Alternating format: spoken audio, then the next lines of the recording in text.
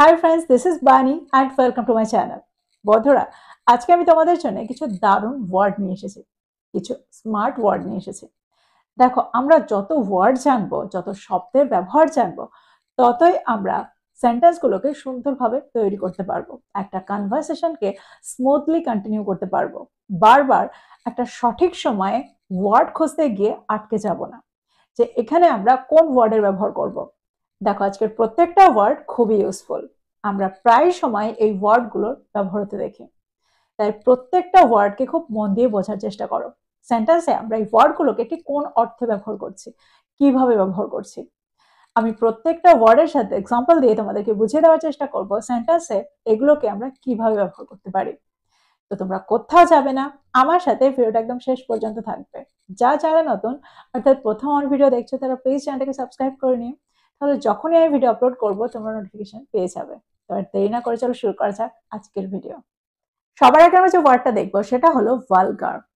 ভালগারের অর্থ হলো অশ্লীল বা অভদ্র বা অশ্রাব্য, এরকম অর্থে আমরা সেন্টেন্সে এই ওয়ার্ডটার ব্যবহার করে থাকি। আমরা প্রায় অভদ্র ব্যবহারের সম্মুখীন হয়ে যাই বা অশ্লীল ব্যবহার হতে দেখি। তো এরকম অর্থে আমরা সেন্টেন্সে এই ওয়ার্ডটার ব্যবহার করতে পারি, ভালগার এই ওয়ার্ডটা ব্যবহার করতে পারি। এক্সাম্পল দেখো, যদি আমি বলি সে লোকের মধ্যে অশ্রাব্য ভাষা ব্যবহার করেছিল, he used vulgar language in public. He used vulgar language in public. আরেকটা এক্সাম্পল দেখো, তার অশালীন মন্তব্য সবাইকে অস্বস্তিতে ফেলে দিয়েছিল। His vulgar comments made everyone uncomfortable. His vulgar comments made everyone uncomfortable. তার অভদ্র আচরণের জন্য তাকে শাস্তি দেওয়া হয়েছিল। He was punished for his vulgar behavior. He was punished for his vulgar behavior. তো এক্সাম্পলগুলোর মধ্যে দিয়ে তোমরা বুঝতে পারছো এই ওয়ার্ডটাকে আমরা কিভাবে ব্যবহার করছি, কোন অর্থে ব্যবহার করছি। এবার আমরা দেখবো এর পরেরটা। এবার যে ওয়ার্ডটা আমরা দেখবো সেটা হলো গ্রাম্বল। গ্রাম্বল, যার অর্থ হলো বিড়বিড় করে কিছু বলা বা ফিসফিস করে অভিযোগ করা। প্রায় দেখবে কেউ রেগে গিয়ে বিড়বিড় করে কিছু বকবক করতে থাকে, বিড়বিড় করে অভিযোগ করতে থাকে। তো এরকম অর্থে আমরা সেন্টেন্সে গ্রাম্বল এই ওয়ার্ডটা ব্যবহার করে থাকি। এক্সাম্পল দেখো, যদি আমি বলি বিড়বিড় করো না, শুধু তোমার কাজটা করো। Don't grumble, just do your work. Don't grumble, just do your work.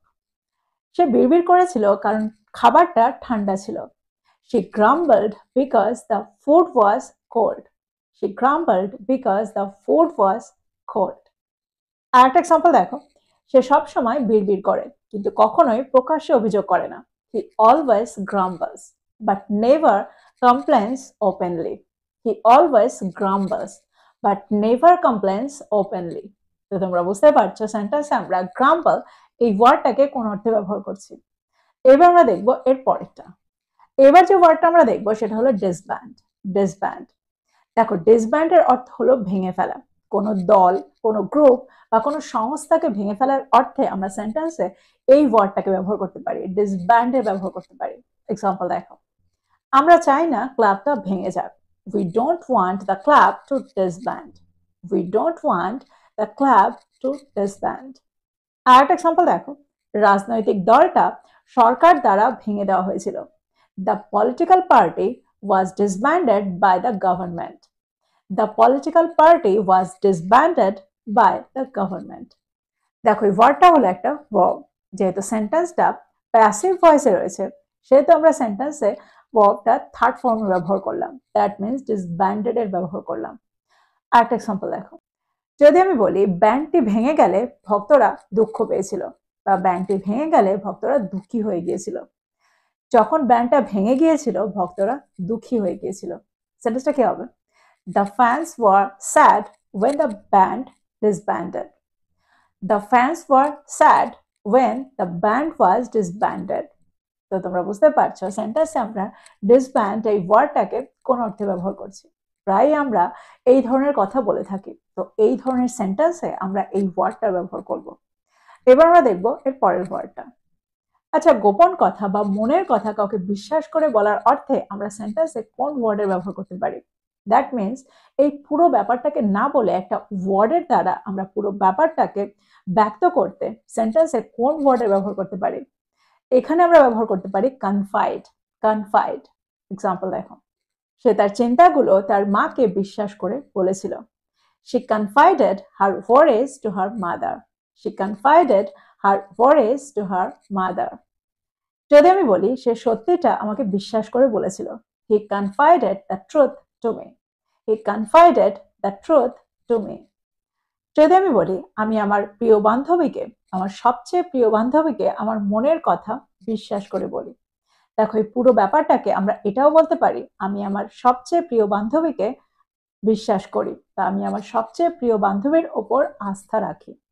এরকম অর্থেও আমরা সেন্টেন্সে এই ওয়ার্ডটা ব্যবহার করতে পারি। সেন্টেন্সটা কি হবে? I confide in my best friend. I confide in my best friend.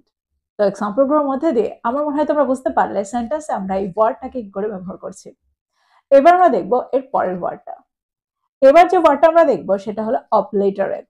Obliterate, যার অর্থ হলো নিশ্চিহ্ন হয়ে যাওয়া, ধ্বংস হয়ে যাওয়া। এরকম অর্থে আমরা সেন্টেন্সে ডেস্ট্রয়ের ব্যবহার না করে অবলিটারেটের ব্যবহার করতে পারি। ভূমিকম্পটা পুরো গ্রামটাকে নিশ্চিহ্ন করে দিয়েছিল। The earthquake obliterated the entire village. The earthquake obliterated the entire village. যদি আমি বলি বিস্ফোরণটা কয়েক সেকেন্ডের মধ্যে পুরো বিল্ডিংটাকে ধ্বংস করে দিয়েছিল, পুরো ভবনটাকে ধ্বংস করে দিয়েছিল। The explosion obliterated the entire building in seconds. The explosion obliterated the entire building in seconds.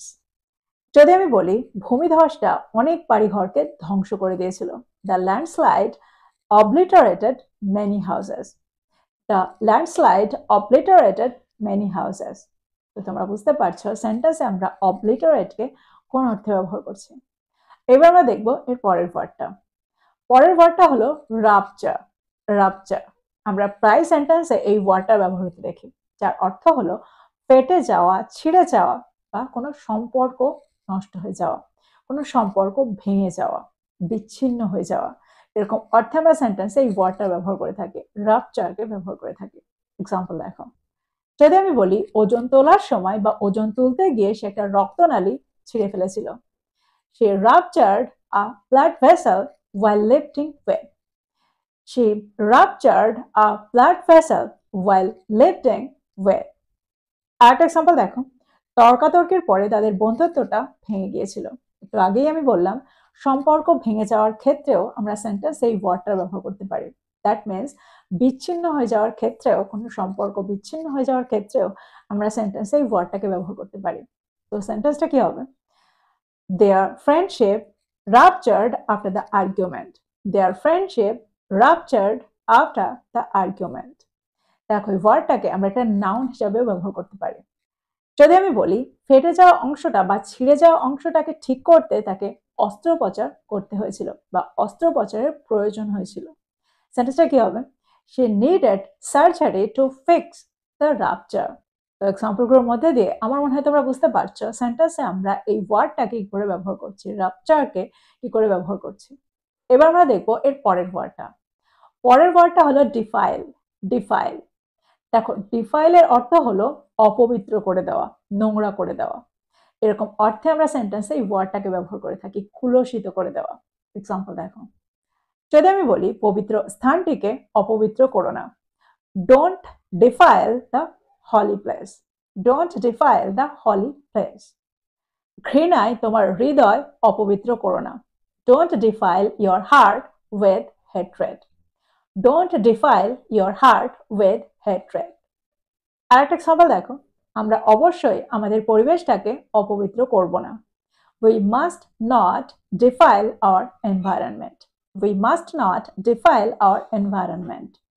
আরেকটা এক্সাম্পল দেখো, তারা নদীতে আবর্জনা ফেলে সেটাকে নোংরা করে ফেলেছিল। They defiled the river by throwing garbage into it.